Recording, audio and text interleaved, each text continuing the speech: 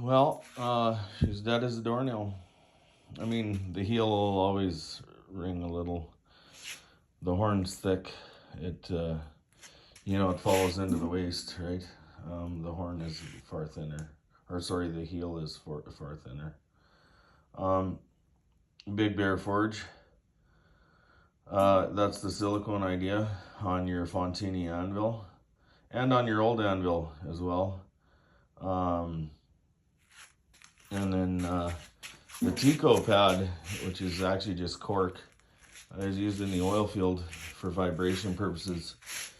And it was actually David James Yates that taught me about Tico pad.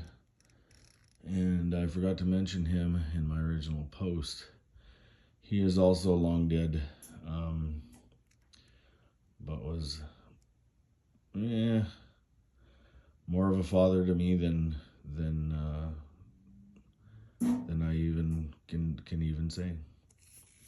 But yeah, a lot of collaboration here, and chains are cool. They leave that old blacksmith look, and I might put them back on just because I like the look of them.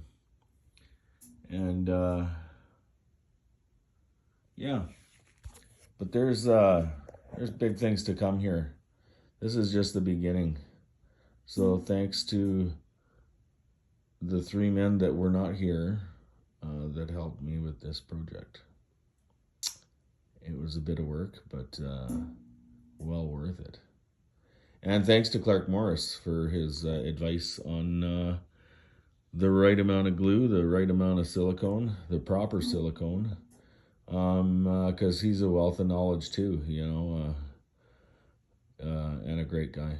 Awesome. Thanks.